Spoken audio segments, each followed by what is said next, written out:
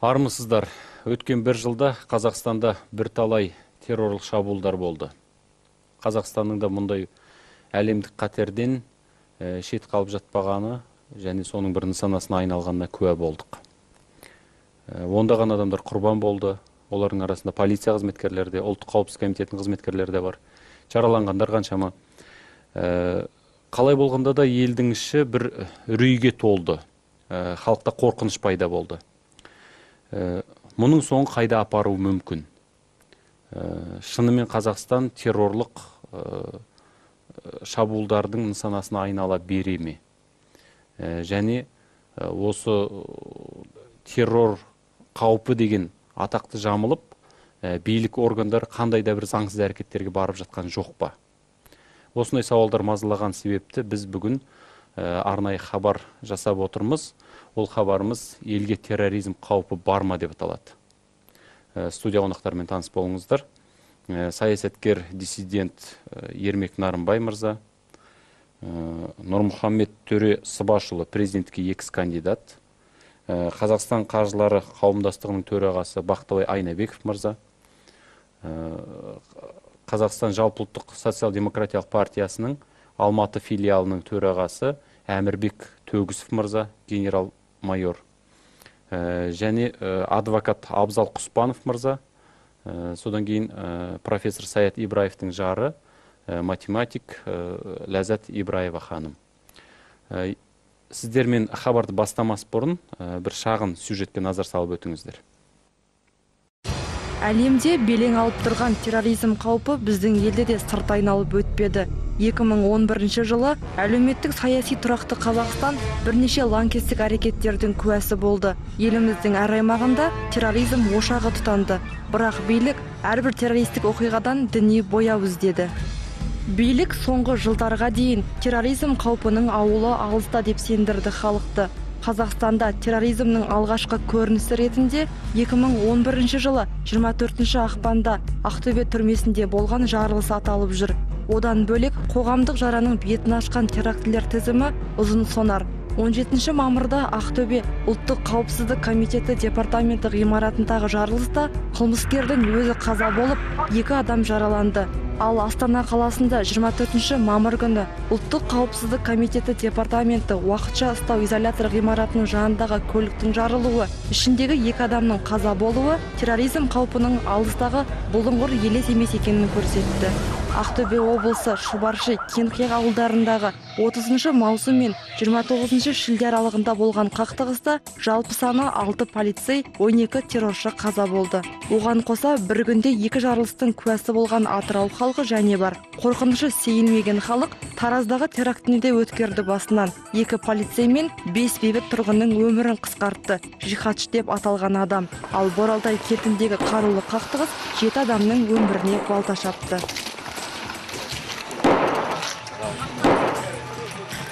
Аталған оқиғалар туралы құзыретті органдар тарапынан толық және объективті ақпараттың болмауы жағдайдың ушығуына әкеп соқтырды. Терроризм қаупі жоқ деп сендірген билік әрекеті нәтижесіз. Себебі саясаттанушы Әзімбай Ғали террорлық құбылыс жоқ ел болуы мүмкін емес деген пікірде. Глобалдық заманда терроризмнің қандай бір түрі кездесу мүмкін, өйткені террористік құбылысы жоқ ел жоқтың қасы. Өмір көрсетті. Болады екен. Бұрын айтсақ, біз сенбеу мүмкін. Бізде менің ойымша масштабтық, ұдайы жүретін, жүйелі түрде жүретін бір орталығы бар. Ондай терроризм болмайды деп ойлаймын мен. Бірақ жеке көріністері ауқан-ауқан кездесетін болады. Мен аналитикалық қызмет аздау деп ойлаймын. 2011 жылы терроршыларды жазалау қарқын ала түсті. 28 сәуірде Теміртау қаласында діни терроризмді насихаты деген айыппен 4, 6 қазанда Ақтөбеде 12 азамат істі болды. Сотылар істі бойынша Алматыда темір торға тоғытылған 9 азамат және бар. 2000 жылдан бастап біздің елдің азаматтары шетелде көлеңкелі ұйымдардың мүшесі ретінде ұстала бастады. Қазіргі кезде әртүрлі сараптама мәліметтерде еліміз Әзербайжан мен Түркменстан елдерімен қатар радикалды топтар құрылған, джихадтың кәсіби жауынгерлері тұратын аймақтар қатарында. Одан бөлек Қазақстан ақш-тың терроризм қаупі бар елдер тізіміне ілініп кетті. Бізде терроризммен күресудің тиімді тәжірибесі әлі қалыптаса қоймады. Өткен жылы үкімет экстремистік мазмұнды насихаттаған 100-ге жуық интернет сайттың жұмысын тоқтатты.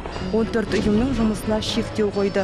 Басы дауға қалған дін туралы заң қабылданды. Алайда ол шетін мәселелердің шешілуіне мұрындық бола ала ма?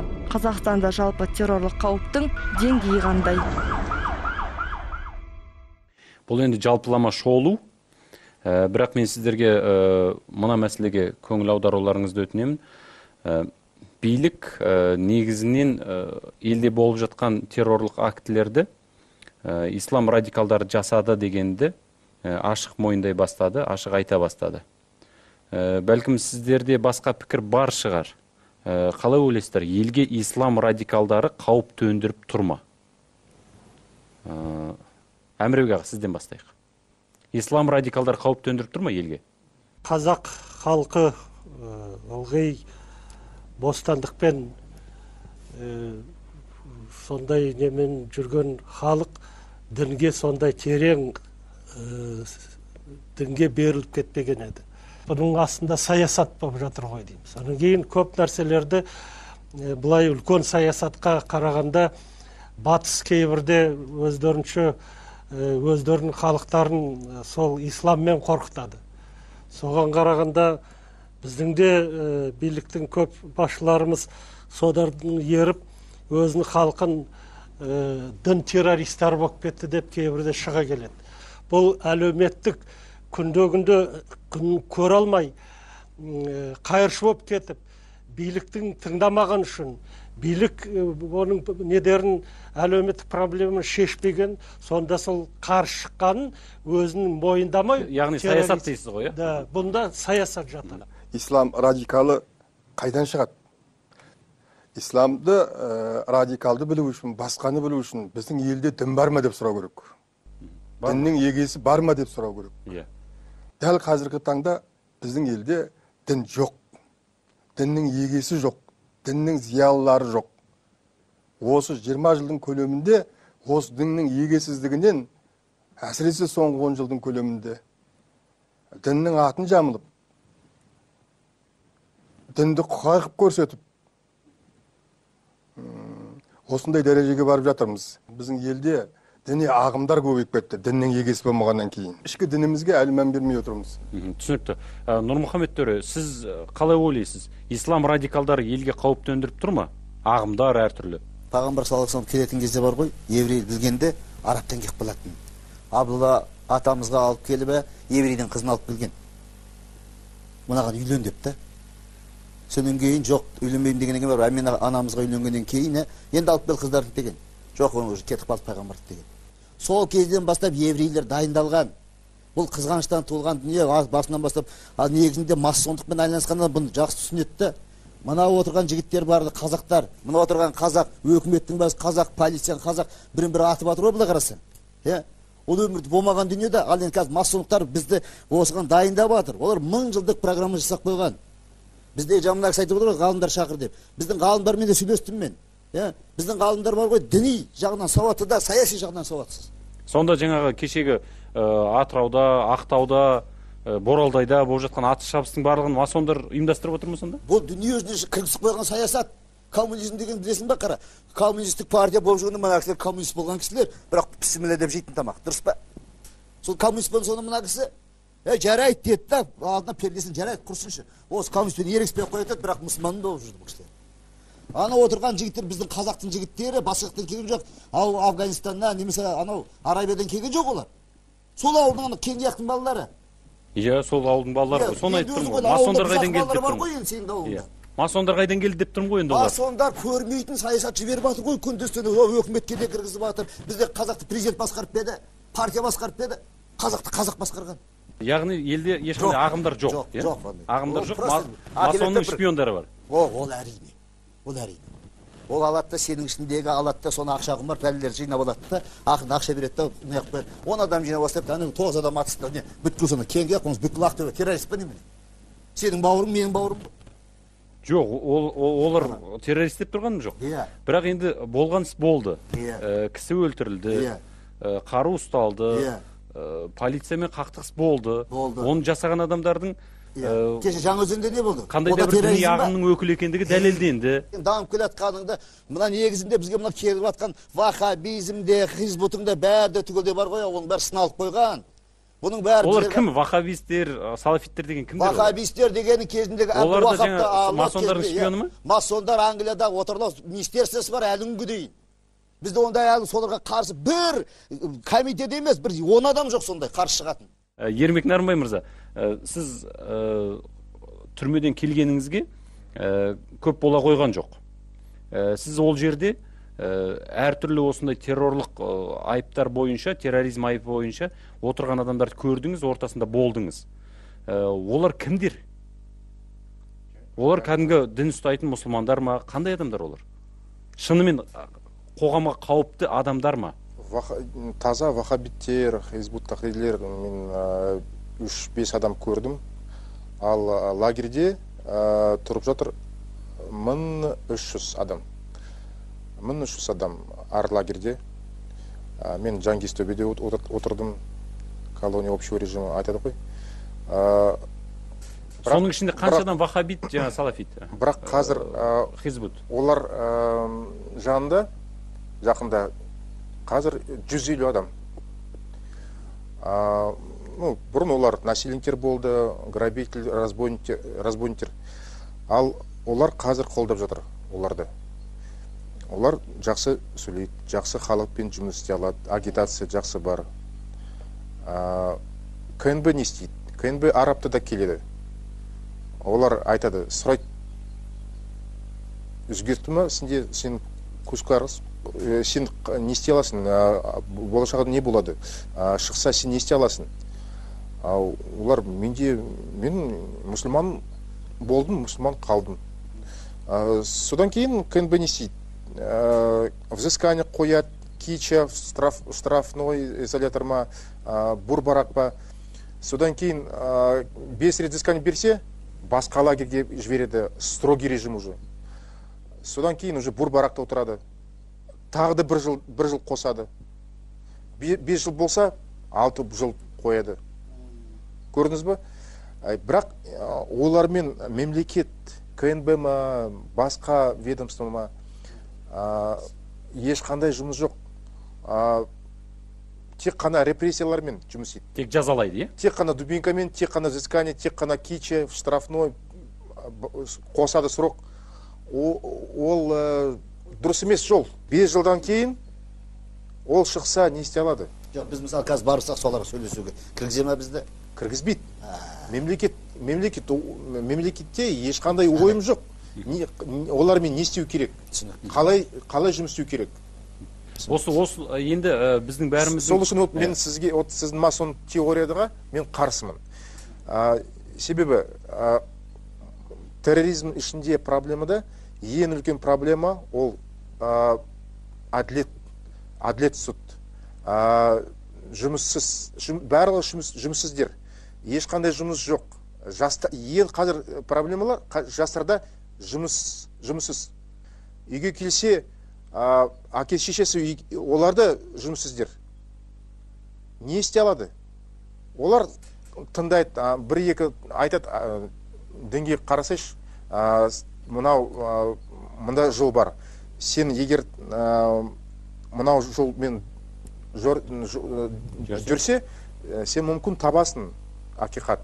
Өзің олар кедей дедің. Кедей автомат қақшаны қақын болады. Өзің жүр. Нан алмайым одында. Абзал Құспанов мырза, сіз адвокатсыз талай-талай осы елдегі осындай бір террорлық айыптармен айыпталған адамдардың қорғаушысы да болдыңыз. Сондықтан қалай ойлайсыз, елде шынымен осындай экстремизм идеялармен қаруланған, шынымен қоғамға қауіпті элементтер бар ма, олардың деңгейі қандай, көп пе? Енді біздер қаласақ та, қаламасақ та, ұнамаса да терроризм елге келді. Және ода ислам факторы орын алып отыр сырт көзге. Жалпы осы қазірдің өзінде мен тергеу жүріп жатқан іс бойынша осы терроризм бабымен айыпталып жатқан жас қазақтың жігіттерін қорғап жатырмын. Олар кімдер? Вахабиттер ме, хизбуттар ма, кімдер? Осыны айтып берейін. Бұның алдында мен софылық ілім өкілдерін қорғаған адвокат болып елде былай белгілі болып едім. Осы жолы салафиттік ағым өкілдерін қорғап жатырмын. Осы кезде осындай бір сұрақ қоймай да қалмады тергеу органдар тарапынан. Сен алдында софылық ілім өкілдерін қорғадың, қазір келіп мына ілім өкілдерін қорғап жатсың деп. Мен былай жауап бердім жаңа. Таспен жапалақ тұрсаң да жапалақ өледі, жапалақпен тас тұрсаң да жапалақ өледі. Мына жерде қалай болған жағдайда қазақ ұлтының жастары, қазақ ұлты жапа шегіп жатыр. Осы кезге дейін діни терроризм деген жоқ еді. Бұл қайдан пайда болды? Қайдан пайда болды? Аспаннан түсті ме, жерден шықты ма деп біз осы мәселені арнайы зерттедік. Алматы қалалық адвокаттар алқасының мүшесі Шыңғуат Байжанов деген азамат бар. Мен Орал қаласынан, екеуміз осы Алматы қаласында отырып бір айдай жұмыс жасап, бүкіл республикадағы қылмыстық істердің бойынша заңды күшіне енген сот үкімдерін жинастырып, сол бойынша талдау жүргіздік. Талдаудың нәтижесі көрсеткендей 2007-8-ден бастап Степногорскі, жаңағыдай Жамбыл облысы бар, мынау Ақтөбе бар, Атырау бар, Ақтау бар, Орал бар. Барлық жерде осындай қылмыстық істер пайда болған және көбейе бастаған біріншіден. Екіншіден республиканың барлық аймағында. Барлық аймағында болған. Біріншіден. Екінші бір ерекшелігі, бір ұқсастығы бізді таңғалдырғаны. Бұлардың жасалу жолдары, алға қойған мақсат жоспарлары, жасау тәсілдері. Мысалы үшін барлық жерде де жаңағыдай алдына мақсат қойған кезде жаңағыдай қару-жарақ дүкенін тонап, сосын сол қару-жарақ дүкенімен барып, жаңағыдай блиндаж қазып алып әуелі одан бұрын, оған азық-түлік апарып қойып, дәрі-дәрмек апарып қойып, сосын қару-жарақ дүкендерін тонап, сосын соған қару-жарақты алып, блиндажға жасырынып алып, содан кейін барып жарылыс ұйымдастыру, КНБ-да жарылыс ұйымдастыру деген мәселелер. Осылардың барлығы бір егіз қозының сыңарындай өте ұқсас. Барлық жерде осындай механизм, осы схема қолданылған. Схема қолданылған. Және бір қызығы, осы жергілікті деңгейдегі атқарушылар, орындаушылар ұсталады, солар сотталады, бірақ көзге анық ұрып тұрса да, республика көлемінде мәселе көтерілмейді. Бұлардың бір ұйымдастырушылар бар шығар, бұлардың бір қаржыландыру көздері бар шығар деген мәселе көтерілмейді. Шын мәнінде жеке өзіміздің күнімізде өзіміз көріп жүрген адвокаттар айналыспау керек бұндай мәселемен. Бұндай мәселемен республикалық деңгейдегі мемлекеттік органдар айналысу керек. Идеология саласына жауапты. Саясаткерлер бұл мәселені көтеру керек. Ұлттық қауіпсіздік комитетінің өкілдері айналысу керек. Осы мәселенің осындай ушығып кеткенде біріншіден билік кінәлі. Билік бізде 20 жылдың үстінде болды, ауысқан жоқ. Бірақ та тағы бір мәселе көтеріп отырмыз. Неге идеология саласындағы отырған азаматтар кезінде осы алғаш Қазақстан тәуелсіздік алған кезде, солар неге бізге қазір заң алдында жауап бермейді? 20 жыл бойы түрлі ағымды енгізіп қойып, есікті ашып қойып, айқара ашып, әртүрлі дін өкілдерін, әртүрлі ағым өкілдерін кіргізіп қойған мемлекет қой. Осының соңы, енді ойыңыз жалпы түсінікті болды. Жаңа Нұрмұхамед төр айтқандай, осы жаңа сіз айтып тұрған сол ағымдарды қаржыландырып отырғандар масондар деген ойға былай берілесіз бе, жаңағы Нұрмұхамед төр айтқандай? Мен ішінара келсемін, әртүрлі енді оны біз нақты кім қолынан ұстап алыпты, бұл масон екенде бұл маңдайында жазылып тұрмайды. Енді анау әртүрлі әдебиеттерді нелерді оқысақ, шын мәнінде осындай ағымдар тарихта бар екендігі ізі көрінеді. Және олардың ең басты жауы ислам, мұсылмандар екендігі де айдан анық. Оған ішінара келсемін әрине. Енді бірақ енді мен заңгермін ғой бірінші кезекте. Дәлелге ғана жүгіне аламын да. Сол себепті оған нақты тұжырымдай алмаймын олай ойымды. Бірақ сыртқы бір күштердің ықпалы бар екендігі анық. Әрине сіз заңгерсіз, нақты дәлелсіз айта алмайсыз, бірақ ортамызда саясаткер отыр. Сондықтан осы кісіге қарата бір сұрақ қойсам, Назарбаевтың өз туыстарының ішінде де діни ағымға беріліп кеткен адамдар бар деген сөз елдің ішінде желдей еседі. Жалпы осы елдегі жаңағындай бір экстремистік, немесе қандай да бір радикалды діни идеялардың тым кеңінен таралуына дәл сол Назарбаев отбасында немесе соның әулетіндегі адамдардың ықпалы жоқ па? Назарбаевтың қасында жүрген адамдар, көмекшілер осындай дінді көтеріп жатыр деп мен өзім нақ саясаткер бір қағаздар, құжаттар көріп нетім. Бірақ халықтың көп айтқаны, кейбірлерде ғалымдардың, кейбірде журналистердің айтқан сөздері бар.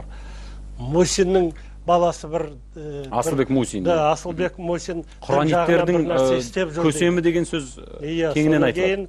Кейін Нұрекеңнің неміне әлгі сатып алды деген Қайрат сатып алды. Қайрат сатып алды, тағын бір оның бір дін баста бір неткен одар бар. Содан кейін бірнеше бір жазғандарда, публикацияларда оққанда немене сатып алды комитетте болғанда, қауіпсіз комитетте болғанда бір Афғаннан ба бір азаматты бір дін, со жақтың бір дөкей діншінің алып келіп бірталай осында көмек беріп, соны кейін ол былық жасауға соң қашып кетті деген ондай көп нәрселер болды. Бірақ мен тағын рет айтам, шетелде масондар бізге нетіп жатыр деп. Соны кейін бізде қазір дін жағынан осындай экстремизм ұйымдастырып, экстремиздік бір немене ұжым құрып, ондай мен өзім солай ойлайым, жоқ деймін.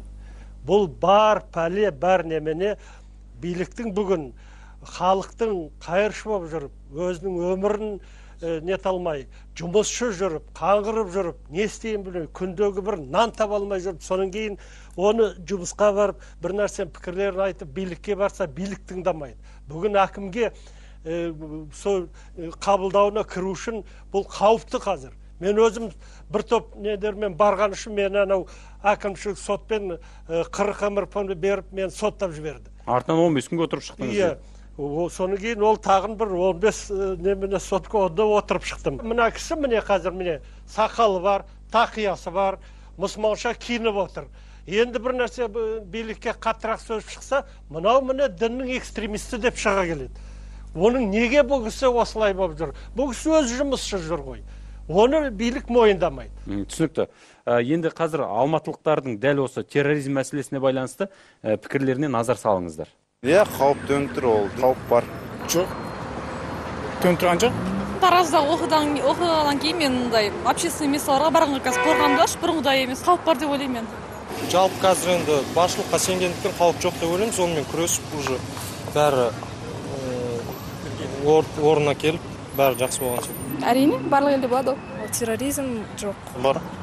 Болып жатыр ғой, Таразда болды. Терроризмдік апатқа ұшырайды деп ойламаймын. Бізде уже көбейіп жатыр терроризм. Болуы да мүмкін. Адамдар қазір қалай ғой? Жасанды деп ойлаймын. Білмедім. Ортамызда Ләззат Ибраева отыр. Ләззат апай, сіздің жарыңыз профессор Саят Ибраев, вахабиттер, тағы да басқа да иттер елдің ішінде көбейіп кетті деген сөзі үшін вахабизм өкілдері тарапының айыптауымен 12 жылға түрмеге қамалды. Қатаң режимге. Қазір енді кассациялық тағы да арыз шағымдар жүріп жатыр. Сіздіңше қалай діни радикалдарға қарсы күрескен үшін, діни радикалдарды, діни терроризм қаупін айтқаны үшін адамды жазалау қайдан шығып отыр? Кімнен шығып отыр? Біздің Қазақстанда әзірге сопылар жасады деген теракті әлі бірде-бір болған емес.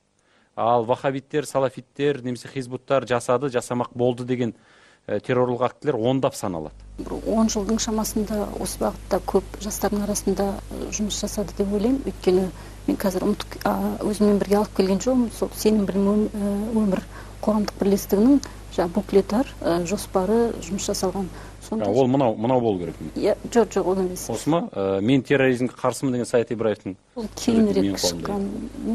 Бірақ сол 10 жыл ішінде бұл кісі өте көп жұмыс жасады деп ойлаймын. Өйткені ол жастар тәрбиесімен айналысты, өзі педагог болғандықтан жастардың арасындағы басқа діни ағымға кіріп, жаңағына ағалар айтып отыр, фанат болып кеткен жастардың ортасында дәріс беріп, өзі көзімен көріп жүргендіктен сол жастарға ағайларымыз айтып кеткендей түсіндіретін адам болмағандықтан, өзі ғалым адам, үнемі ізденістегі адам, соны өзі зерттей отырып, өзіміздің мына ата-бабамыздың әдет ғұрпы, діні, соны насихаттау арқылы жастардың жаңағыдай басқа ағымдарға кіріп кетуіне, соның алдын алу бағытында көп жұмыстар атқарды. Сол жұмыстарды істегені үшін, енді сол жаңағы көп әңгіме болып кетеді қазір, көп тексерулер жасап, именно бір вахабит, салафит, басқа да итте қаптап кетті деген бір ауыз сөзін алып соған экспертиза жасатып, сол экспертизаның жаңағы нәтижесі бойынша бұл кісіге 164 бап бойынша айып тағылды. Бұл қайдан шығып отыр? Осылай дәл осылай мысалы профессорды, ғалымды соттау Мен бұл ойлаймын, кімнен туындап отыр? Бұл биліктің өзінің әрекеті ме? Әлде билікке ықпалды қандай да бір қарсы діни ағымдардың ықпалы ма? Әрине, билікке ықпалды, сондай бір жоғарғы жаңағы орындарда отырған азаматтардың, басқа діни ағымдардың өкілі болып отырған азаматтардың істетіп отырғаны бұл. Қазіргі Саят ағайдың жағдайы қандай, немен айналысып жатыр? Ілім, ғылым, білімнің әйтеуір арқасында түрмеде 1,5 жыл жатса да, жағдай жаман емес. Өзінен сұрасаң, жағдай қалай болушы, түрмедегідей деп айтады. Подвалда әлі, жертөледе терезесі жоқ, ауа кірмейді, таза ауаға көп шықпайды, қозғалыс жоқ. Соған байланысты денсаулығы өте жақсы деп айта алмаймын, бірақ әлі де сол өзінің ілім ғылымы бар, жазып отырған кітабы бар, күнделігі бар, зерттеп отырған өзінің жаңағы ғылыми жұмыстары бар. Әлі де сол проектілері, бітпей қалған проектілерінің есептерін шығарып мен арқылы беріп жібереді. Мен басқа жұмыс орындарына алып барам. Біздің қоғамымызға, елімізге, халқымызға пайдасынан басқа ешқандай зиян келтіретін адам деп ойламаймын. Мұндай интеллектуал адамдар, олар шындығында зертханада отыру керек. Немесе міне жастарды тәрбиелеу керек. Мынандай жаңағы осы саяттар ағалар айтып отыр, біз түрмеге кіре аламыз ба дейді. Олар түрмеге кіргенде осындай бағытта ұстанып жүрген азаматтардың көбісінің көзқарастарын өзгерткен. Абзал мырза дәл осы мәселеде өте Саят Ибраевтың қорғаушысы болған адвокат, сондықтан қосар бар шығар әңгімен түйіндей кетейік. Өздеріңізге белгілі, мынау Саят Ибраев, енді Абжат деген интеллектуал клуб құрды. Осы Ақжан Машани кезінде, заманында, Совет үкіметі кезінде ашқан. Осы Абжат интеллектуал клубын ашты. Осында жаңағыдай көптеген осы діни тақырыптарға да бұл кісі кеңінен оралып отырды. Айталық осы мына сол 2008 жылғы ғана бір буклетін алып келдім. Осында қарап отырсақ, өңшең қазақтың ұлтына, болашағына байланысты кездесулер ұйымдастырылған. Мысалы үшін Мұхтар Мағауинмен, Мекемтас Мырзахметовпен, Дидахмет Әшімхан, Қабдеш Жұмаділов, яғни студенттермен осы уақытта жұмыстар атқарған. Бір дәлелі, ол кісінің өзі енді мен қорғамда болғаннан кезде ол кісі айтады, мен 2005 жылдан бастап ашық бұқаралық ақпарат құралдарында жариялап келдім дейді. Ұдайы түрде терроризм қаупі төніп тұр. Қазір біздің сөздік қолданысымыз жоқ болса да, ертең бұл әдеттегі жағдайға айналады. Ертең Қазақстан Ауғанстаннан айырмашылық болмай қалады деп осындай мәселелер көтеріп келген болатын. Енді тағы бір дәлелін айтайын. Ол кісі сонымен қатар сенім білім өмір деген республикалық қоғамдық бірлестігінің Алматы қаласы бойынша филиалының төрағасы болды. Осы сенім білім өмір қоғамдық бірлестігі осы мәселелермен көп айналысты. Жаңа өзіңіздің мынау видеода көрсеткендей, жаңа мынау Ақтөбе облысы Темір ауданы Шұбаршы ауылындағы жағдайды айтайық. Осы Шұбаршы ауылындағы жағдай туралы ең алғаш мәселе көтерген құқық қорғау органдары емес, құқық органдары назарда отырған жоқ. Сенім білім өмір республикалық қоғамдық бірлестігі. Осының өкілі Батыс Қазақстан облысы филиалының директоры Қазбек Қабжанов деген азамат 2008 жыл осы Шұбаршы Темір аудандарын аралап, Шұбаршы ауылында болып, осы жерде діни ахуал өте тереңдеп бара жатқан. Оның үстіне әлеуметтік фактор. Жаңағыдай елдің қайыршылық жағдайға түсуі, бұл жағдай шиеленістіріп жіберетіндігі туралы мәселе көтеріп, Қазақ әдебиеті газетінде мақала жариялаған. Ешбір селт еткен органдар болған жоқ сол кезде. Кейіннен 2010 жыл осы мәселеге қайта оралып, жаңағыдай Қазбек Қабжанов қайтадан іс-сапармен барып, жаңағыдай 2010 жыл және жазады осы мәселені. Оны Айқын газетіне жариялайды. Бірде-бір тиісті уәкілетті органдар, жаңағыдай ұлттық қауіпсіздік комитеті осы шара қолданбаған. Нәтижесінде қазір осы нәрселер болып жатыр. 1680 жылы мынау Тәуке хан болған кезде қасына Мүсірәлі пір болып сайланды, дін уәзірі. 3 би осы жарыстырып, жаңағы адамдарды сонда жаңағы ерекше қабілеті бар, ерекше қасиеті бар адамдар діннің басында отырды. Сол Мүсірәлі, 7 адамға жан берген Мүсірәлі деген тарихта аты бар. Қазақтың тұңғыш дін министрі және 7 жарғының, мынау жұрт анау автор, мынау 7 жарғының негізгі авторы Мүсірәлі. Сол Мүсірәліні тіпті мына қазақтағы тұңғыш дін министрі соған осы уақытқа дейін бір мешіттің де атын берген жоқ. Ешкім жолатқысы келмейді. Сосын кейін үкіметке қазір сыртқа әдемі көрінеді, іштегі дінге жаны ашымайды. Жаны ашымайтын бірақ нәрсе жаңағы мынау әңгіме болып отыр ғой.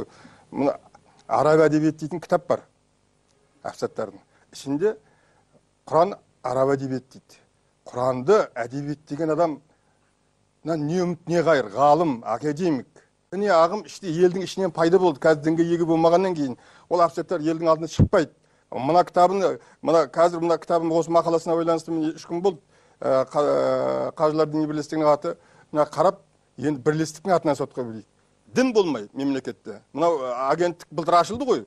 Бұны мен 11 жыл бұрын Қалмырзаев аппараттың бастығының алдына қойған. Қысқаша. Сол көзден бастап ашылған кезде мысалы ол агенттіктегі дінменен екеуі бірігіп жұмыс істейтін болса, мысалы үкімет пен дін, мына елдің болашағы алда. Мына кісі айтып жатыр ғой, елге ие бола алмай жатыр, не қылмай жатыр деп те.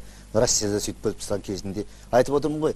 Егерде шындап біз мына ваххабизм қайдан шықты дейтін болса, именно біздің Осман империясын құрту үшін Әбдіуақапқа келіп, сол жерде келіп өздерінің агенттерін жүріп біздің түркілерге қарсы істелінген дүние бұл. Түсініңіз ба қара? Енді осының бәрін арға тексермей сондай бір комитет құрылмайынша, діни комитет деген бар ма? Ол өзі діндар адамдар болмаса, ол саясаткерлер адам болмаса, ол түкте түсінбейді ол бәрібір. Сен журналистсің ғой. Зоотехник бола аласың ба? Болмаса зоотехник бола аласың ба сен? Тура сол ғой. Әрқайсысы маманды басқару керек. Түсіндің бе қара? Бір. Ал дін өкілдері ол жерде басқаратын болса, ол дай-дай болып әрқайсысы өзінің діни ағымына қарай тартып кетпей ме? Әрқайсының діни ағым деген жоқ. Қара, бірақ нәрсе. Қазақстанда Қанафи Масқалында болған бәр соған. Қазір жүр ғой, бұрын бақып болғандар қазір Қанафи Масқалын оқып жатыр.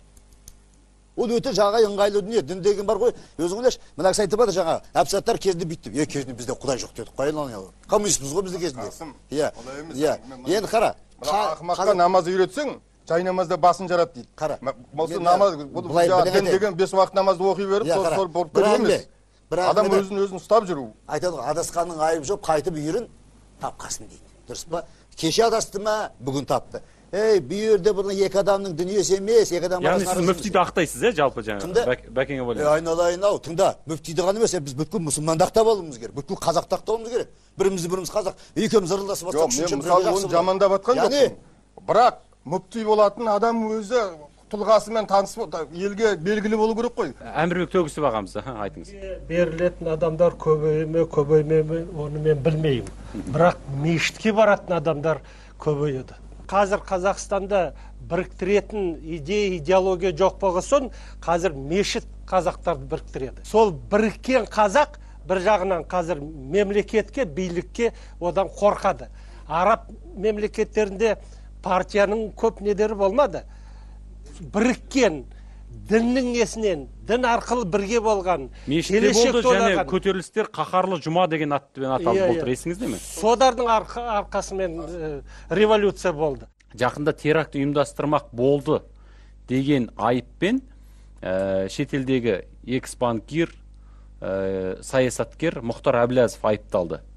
Оның жақын серіктері, қорғаушы күзетшісі Павлов деген мырза, одан кейін Мұратбек Кетебаев деген азамат дәл осындай бір жарылыс Алматы қаласында бірнеше жер жарылыс ұйымдастырмақ болыптымыз, оған пәленше ақша төлептіміз деген айыптар шығып жатыр. Осы бірнеше күн бұрын ғана. Сіз өз басыңыз саясаткер ретінде осыған сенесіз бе? Мұхтар Әблязовтың теракт ұйымдастырмақ болуы мүмкін бе? Бұндайға сенуге болмайды. Қауіпсіздік, ұлттық қауіпсіздік комитетінің көп өздерінің қазір халық аттарын шығарып жатыр.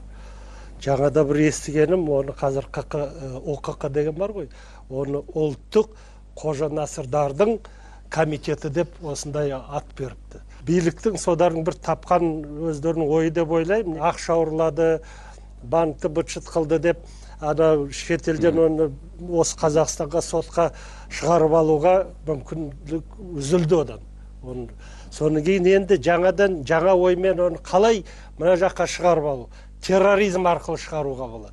Терроризмнен бүкіл әлем қорқады дейсіз? Иә, бүкіл әлем қорқады, сол оймен жасады деп ойлаймын. Неге десеңіз, кімнің Әблязовтың өзінің қазір сондай ақшасы да бар, білімі де бар. Бұлай организация. Сенесіз бе, сенбейсіз бе? Сенбеймін. Бұл ондай мүмкін емес. Ол ондай бір шала-шұрпы бір көшенің несімен, қиылысымен, тротуармен, ондаймен нетпейді ол. Ол тарс еткізіп бір үлкен бүкіл дүниеге шығатын террор акт жасайды, террорлық акт. Мұндай бір баланың ойыны сияқты. анау Кедебаев мырза айтқандай Назарбаевтың резиденциясына бір Боинг ба бір ракетаны жібере алам десе, оның оған күші де келеді, ақшасы да жетеді, үлкен тәжірибесі бар террористардың бір тобын жалдабаса, ол да жетеді. Ермек Нармай мырза, дәл осыған байланысты өзіңіздің қысқаша пікіріңіз айтсаңыз. 33 жылда 20 ғасырда білесіз ғой, Германияда процесс болды, Рейхстаг туралы. Фашистер, Гитлер, Гиммлер, Адистепті, пожар сияқты. Содан кейін мақсаты қандай болды фашистерде? Компартия жабу керек, демократия жабу керек. Вот қазір бүгін сол тура сияқты қазір үкіметке, билікке қазір демократия жабу керек, оппозицияда қазір жіберу керек тюрьмаға. Бізде сосын султанат бола ма, монархия бола ма, біз білмейміз. Бірақ мақсаты, мынау қылмыстық істерінің мақсаты мынандай. Мен ойлаймын, қазір терроризм бізде бар, бірақ терроризм мемлекеттің терроризм. Жанау жерде не болды? Ол терроризм емес па? Ол терроризм. Ол егер басқаша айтса, ол фашизм ғой. Ал енді осы жерде тағы бір сұрақ Нұрмұхамед Төре мырза сізге қойып өтсем деп едім. Мұхтар Әблязов мырзаны теракт ұйымдастырмақ болды деп айыптай отырып, біздің билік бас прокуратуры Мұхтар Әблязов әлемге әйгілі ислам радикал ұйымдарымен, осындай бір террорлық ұйымдарымен байланысқа түспек болыпты деген пікір айтты.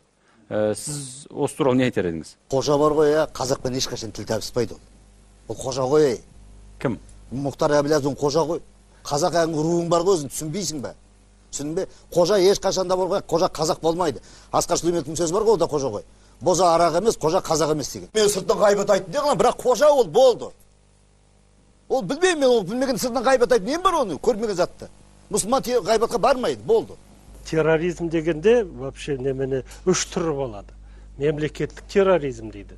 Соның кейін бірлігі бір топ терроризм дейді. Соның кейін жеке терроризм дейді. Сонда қазір осында отырып өзіміз ойлап көрейікші. Соның қай түрі осы Қазақстанда бар ма? Терроризм жалпы бар ма жоқ па дегенде. Сонда мен айтатыным, бізде қазір осы жерде мемлекеттік терроризм бар деп айтам. Неге десеңіз, оның бірінші несі жаңа өзен. Екінші түрі жеке деген. Жеке терроризм деп оны тағын қалай айтуға болады? Өзінің құқығын, өзінің семьясын, өзінің қорғап шығып, анауыны неменеге билікке қарсы шығып, оны бір жағынан қандай терроризм деуге болады? Нұр Отан ғимаратында бір әйел өзін өзі жарып жіберді. Иә. Оны қалай бір жағынан, бұның қай түріне жатады? Оны мен білмеймін, оны тағын бұлай пікірлесуге керек. Ал енді бір топ болып, сонда мемлекеттің терроризм тағын екіге болу. Мемлекеттің, содан кейін әкімшіліктің регионда, облыста, районда отырған әкімшіліктер. Содар бір топ боп, қазір халықты, міне осы Алматыда үйін қиратып, жерін тартып алып, сотсыз оның барлығын жасап, полицейлермен келіп, ұрып соғып неткен ол биліктің осы әкімшіліктің терроризм емес пе? Ол сол ең нақ терроризм. Сол үшін бүгін мына біздің терроризм қаупі бар ма, жоқ па дегенде, бізде ол мемлекеттің де терроризмі бар, ал саясат терроризм деген бір немене бар. Ана сайлау өтті. Қанша адамдарды сол сайлау мүшелеріне қорқытып, осындай процент бермесеңдер, жұмыстан шығасың деп, директордың басшысын, школ, мектептің директорын қорқытып. Ол да терроризм. Ол бір саясат терроризмі. Болса, сонан кейін сыбайлас жемқорлық террорист дейді. Рейдер санау. Ол да бүгін біздің мемлекетімізде бар. Хадис бар осы кісіге, сіздің сөзіңізге. Мынандай хадис бар, аузубиллахи минаш шайтанир ражим. Қандай да бір мемлекетте дейді, жезөкшелікпенен дейді, мына орталық мешітте оқыды. Жезөкшелікпенен дейді, жемқорлық болатын болса, ол мемлекет құлайды дейді. Болашақ жоқ, құлайды дейді. Осыны бүткіл билік емес, бүткіл қазақ қарауымыз керек. Бұл Қазақстан биліктікі емес, бүткіл қазақтікі. Сіздер енді терроризмді өте қатты көбейтіп жібердіңіздер. Қару жарақ дейді, әлгі бомбамен нету керек деп, басқа түрі де бар оның. елдегі терроризмнің қаупін қайтаруға, оның алдын алуға қазіргі билік қауқарлы ма? Менің айтып отырған терроризм жаңа сіз айтып тұрған мемлекеттік терроризм емес, кәдімгі діни, радикалды әртүрлі топтар. Мейлі Нұрмұхамед Төре мырза айтқандай олар масондар ұйымдастырған болса да, бірақ елдің ішінде қандай да бір террорлық лаңкестік әрекет жасап, бір жер жарып жібермек болып жүрген, немесе атпақ болып жүрген қандай да бір топтар болуы мүмкін. Оны өмір көрсетті соңғы бір жылдың көлемінде. Сондықтан сондай қандай да бір болуы мүмкін әрекеттерді алдын ала алатындай дәрежеде қазіргі біздің билік қауіпсіздік жасап бере алып отыр ма, біздің арнайы органдар, полиция? Нұрмұхамед Төре, сізден бастайық. Егерде ол терроризм жоқ болатын болса, оны қалай күресесің онымен? Терроризм жоқ, қазақта болмаған, болмайды да. Жоқ яғни. Болды, жоқ. Ермек мырза, сіз айтыңыз. Жоқ. Терроризм жоқ бізде. Терроризм жоқ сіздің ойыңызша, иә? Тек қана мемлекеттің терроризм бар. Түсінікті. Бақтыбай Айнабек мырза, сіз қалай ойлайсыз? Егер дін менен мемлекет бірігіп ынтымақта жұмыс істесе, отан ортақ, сондықтан дін мен мемлекет бірігіп жұмыс істейтін болса, бұндай нәрсе болмайды. Осы екеуінің арасындағы алауыздық, емесе бірін-бірін түсінбеушілік, емесе бірін-бірін менсінбеушіліктің арқасында болып жатқан нәрсе бұл. Ләззат апай, сіз қазіргі полиция, арнайы өкімет орындарына сенесіз бе? Терроризмнен бізді сақтап қала ала ма олар?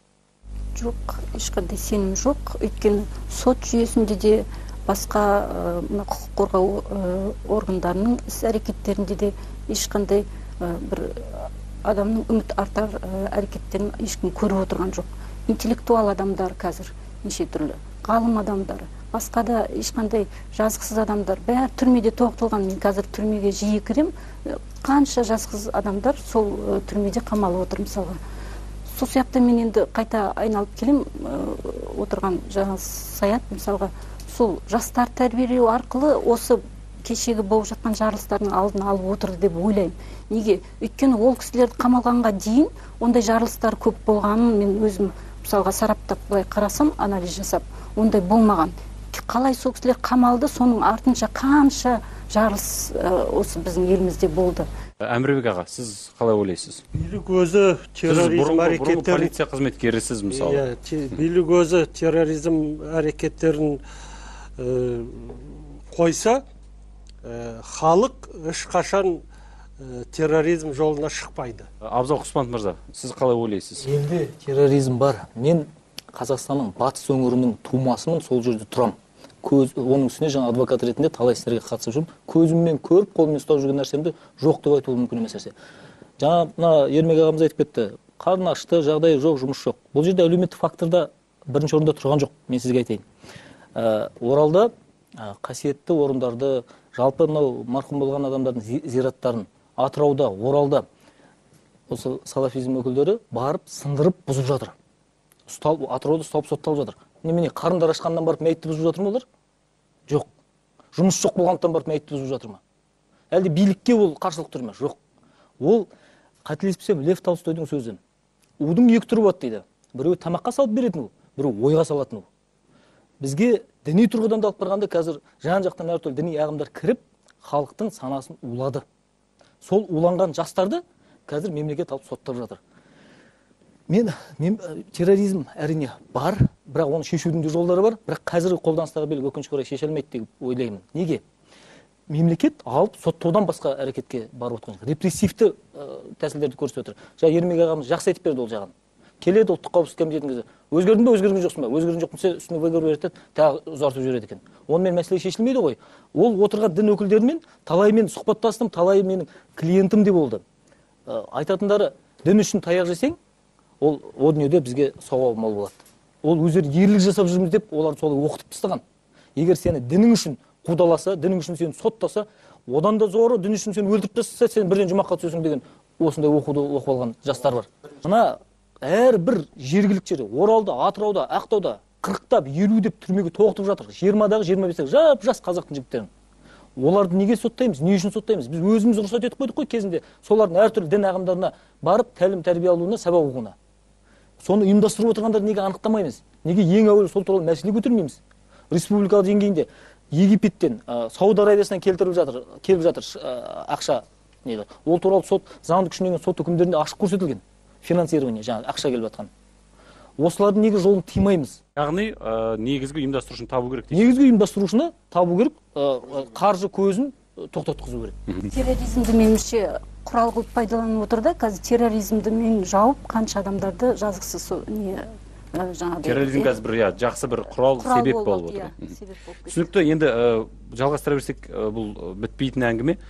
Сондықтан қазір мына алдарыңызда тұрған екі ыдыс бар. Онда біреуінде иә, біреуінде жоқ деп жазылып тұр. Елге терроризм қаупі төніп тұр деп есептейтіндеріңіз, иә деген ыдысқа, ондай қауіп жоқ дейтіндеріңіз, жоқ деген ыдысқа ана шарлар салуларыңызға болады. Бұл шарлар баяғыда Абай атамыздың заманында да осылай шармен дауыс берген екен. Бірақ ол шарлар кішкентай болған, қолға және жеңге тығып ұрлап кетуге болады екен. Мынау енді алақандарыңызға сыймайды, жеңдеріңізге де сыймайды. Сондықтан осы қазір дауыс берсеңіздер болады. Енді әрине әлемде терроризмнен 100% сақтанған ел болмайды. Бірақ әртүрлі ел әртүрлі деңгейде бұл терроризмнен қорғанудың өзіндік жолдарын қарастырған. Әсіресе мына ашық қоғамдарда, ашық мемлекеттерде бұл мәселе өте еркін түрде айтылады. Билік тарапынан қандай да бір адамдар немесе оның туыстары күмәнді қандай да бір ағымдарға еріп бара жатса, оны ашық түрде қоғам алдында айтады. Бір өкініштісі бізде мұндай мәселелер өте жабық. Бірақ біздің қоғамда да әділетті айтуға тырысып жүрген азаматтар бар. Сондықтан терроризмнің алдын алудың бір жолы ол шындықты жасырмау. Тәуелсіз болыңыздар.